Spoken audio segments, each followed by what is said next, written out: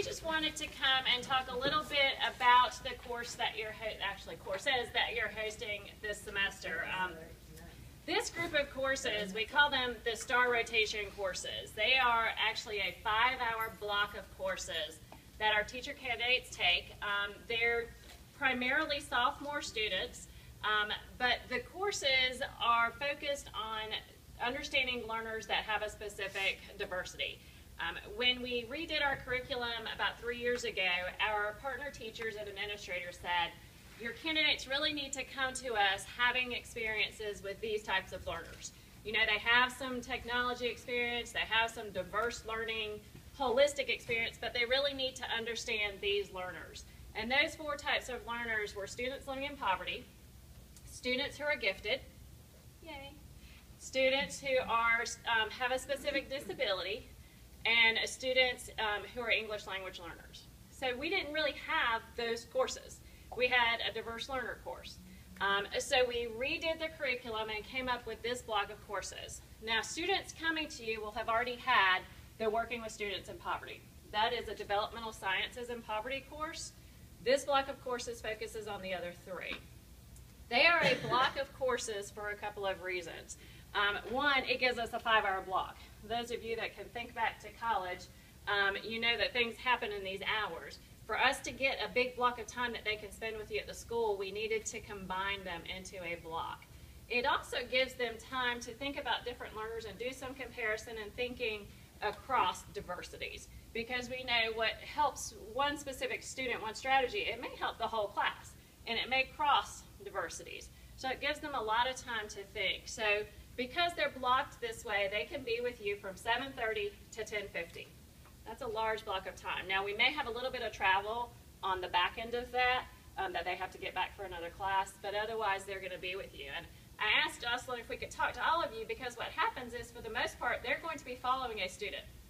So they're going to be working with a student and following them to different environments, because it's good for them to see learners in a regular general education classroom, and then in PE, and then at lunch, and then in the media center. Because we all know that sometimes they act different in different environments, right? So it's really good experience for them to get a kind of a whole school perspective of a learner. Dr. Costner is going to speak specifically about the field experience and answer some of your questions about what the candidates are really going to be doing. So the courses, we call this block STAR rotations, which stands for Study, Teach, Analyze, and Reflect. And so the study part occurs in the first day or 2 of the field experience, and that's where our teacher candidate would be following the student to whatever the schedule is for that student that day.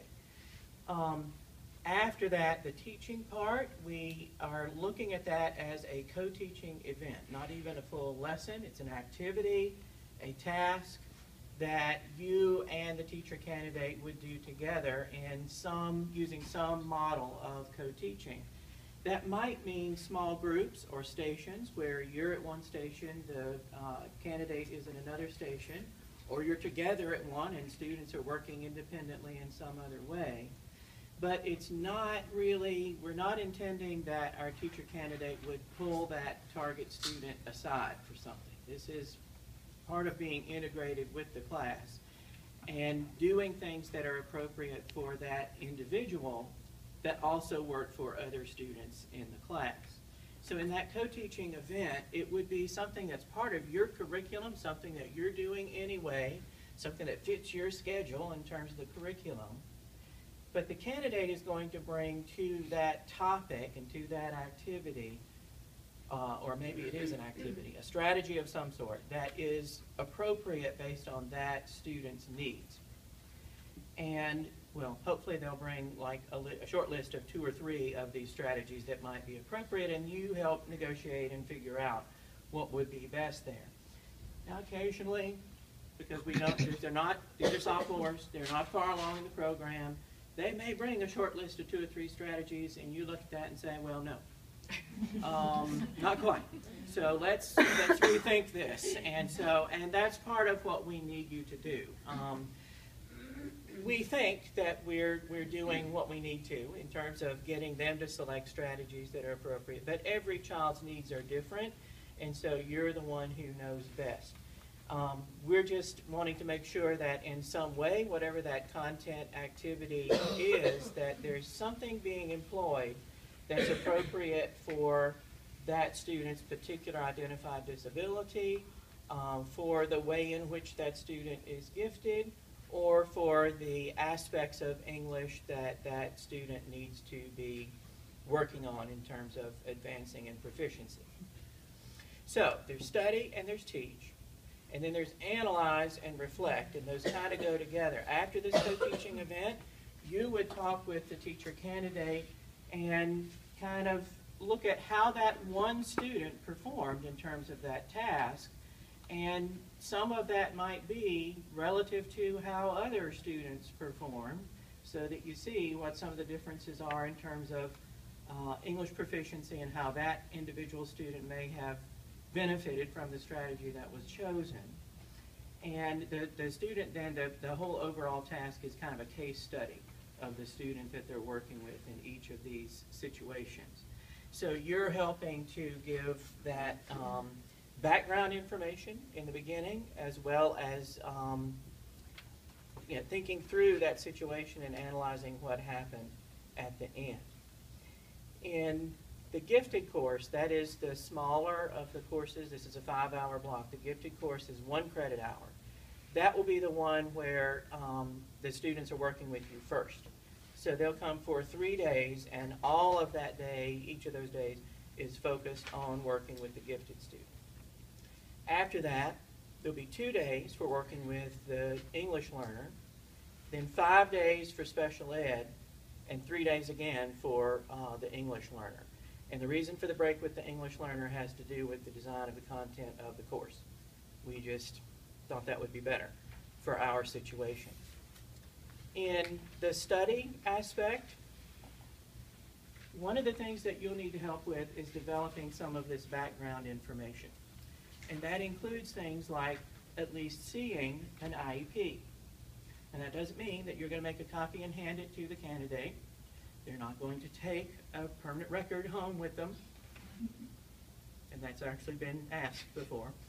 So it is just a matter of them seeing that and making some notes so that they have that information collected and are then able to go back to the class, look at the strategies that they've seen, what all's been shared with them, and even work with the instructor to help decide what would be appropriate for working with that student. They have had FERPA training, so they do know the laws against with confidentiality. They've gone through those modules, so they are clear to see that information. But we'll probably need your help in looking at it. If they're identified gifted, looking at a COGAT score and thinking about what that means. We're trying to raise database decision makers, trying to get them to look at everything that's available. If they're in a younger grade and not identified as gifted, what has caused you to think that that student needs enrichment? What have you observed and collected that says, yes, this student is advanced in their ability to understand and needs these specific things? There are some things that we ask that you help us with in terms of record keeping in this experience. We have an online system called LiveText that we have the students to log the hours that they spend in the classroom and put a little description of what happened on that day, which might be shadowed target student or something like that. And then you would go in after those hours have been logged and actually verify that that's what happened. So that would happen across the semester. There'd be 13 days then total to be verified. And that's the host teacher who does that. If you have a candidate who's coming to your class because they're following a student, you would not be the one verifying all the hours. It's only the host teacher who would be doing that. Now there's also an evaluation which has, I think we've looked at that in some of them, but oh, I forgot about this sheet. So you can talk about that too. Okay, let's go to the evaluation. I'll come back to that. Okay. So the evaluation has like 10 or 12 different items on it. And in the LiveText system, this is set up so that when you're ready at the end of the gifted experience, at the end of the English learner experience, at the end of the special ed experience, you just click on the box that is appropriate. There is a place for some comments as well if you wanted to do that. Again, this is the host teacher. If you have a candidate coming to your classroom and you're not the host teacher, you may have some information that you would want to share with the host teacher for that student that would go into the evaluation aspect of this. And then the sheet that I forgot, when you have the student coming for the first time for the gifted experience, you'll get a chart laid out like this that has the dates for that particular course in the field, and there's two columns. The first is what the teacher candidate is expected to do on that certain day, a bulleted list, and the far right column is what you as host teacher would be expected to do on those given days. So every day is laid out. There's a little bit of flexibility. Some of the things are repeated because it may be that in a particular case it'd be better to follow a student for 2 days instead of just one because there's some more information that the candidate is looking for, or there's a different aspect of the schedule because you do different specials different days of the week, or however it is that works for you. This is one page. It is specific to each of the courses.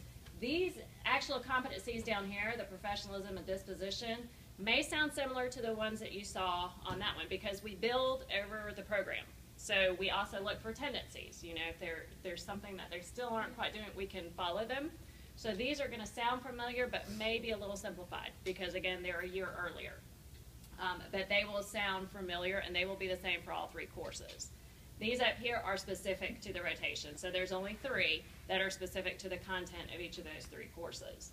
For the most part, our candidates will be here in the meets expectations. They are doing what they are supposed to be doing, fulfilling their responsibilities of the course.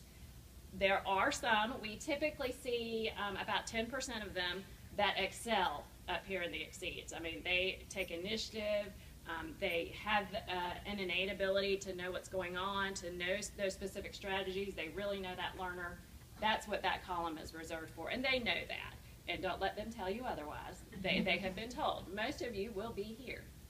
On the live text rubric, you will see, I don't know, did you see it up there on the other one? There was an explanation of what that category really meant.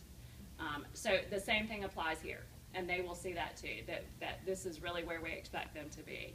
If they are here or below, please provide a short comment as to why you think that. It's really helpful, just like with your own students, to know the really good stuff and to have some specifics on where they need to improve. If you start to see some of these categories coming through in the candidates where they're performing more at the below, let the instructor know. Let one of us know. I'm going to show you where you can find contact information. But we will be here, one of us will be here, the course instructor will be here for the most part when the candidates are here. But they're really kind of short experiences. We need to know as soon as you see something that concerns you, for which we can have a conversation with the candidate, or it may be at the end that this is not for them. You know, we're seeing some things down here that cause us to think we may need to counsel somebody out of the program. That's why we have these early field experiences. They have time to do something else. We don't need them going forward to the junior field where they're just not going to be successful. So it really takes a lot of back and forth communication. Most of them, 90% will be great. 10% may have a little trouble getting started, and some, again, it's just not for them, and that's okay. Does that help a little bit? Yes. I guess if, once we have several of them, it'll be easier to evaluate each one. But like when we've observed each other, we're not looking at a person to be like a first-year teacher. No, and that's a good point. They are sophomores. So they have had one field course before this. This is their second set of field courses. So just like Kelly was saying, they're not going to come with you with a huge skill set of lesson planning. They'll have some, but it will be more of a guiding process. They are really focused through these rotations on studying the learner, understanding the individual learner. Their next set of courses with the junior field, they'll take an inclusion class where they put it all together, because I know you've got more than gifted learners in your class. You've got more than students with special. You got to do it all. So they'll start to learn how to do it, but we're trying to provide the building blocks to get to that point. But let us know. If you get to this assessment, you're like, I don't know where to put them. I really don't. Ask the instructor. Please do not hesitate to communicate. That really is, don't think you're asking a silly question or you don't want to bother them. They want that communication, and it's really helpful for us to know what your questions are. It helped us last quarter because we all talked about it. We all got together and talked, and that sort of helped. And you may, if you want to get together and have the instructor come and participate in that discussion, or me come, or Kelly, we can do that too. So please don't feel like you're on your own. Okay, definitely ask. So, to find communication. So this is, we got to this. This is the Rex Institute. It houses the Education Core, which is part of this. It's the classes that everybody takes, regardless if they're elementary, music, PE, what have you. So that's where this is. There's a video that kind of goes through the whole core if you want a little bit of entertainment. This is also actually where programs, if you got an email about teaching in China, that's where these things are. If you're hosting year-long interns, that's where that information is. So there's lots of things. So if you go to www.winthrop.edu/rex, that's where you can get this information. Then under the core, you'll see the core courses. And you'll see these are the 3-star rotation courses here. So this is, we're still updating for the spring, but you can click on these names and it'll get you to the leader for the course, and they can answer your questions. They can get in touch with specific instructors. They can help with the evaluation. Just click on there. It's got the syllabi. There's some videos on a couple of them. Everything you probably need to help you out. But please don't fret to email, contact us, let us know what your questions are.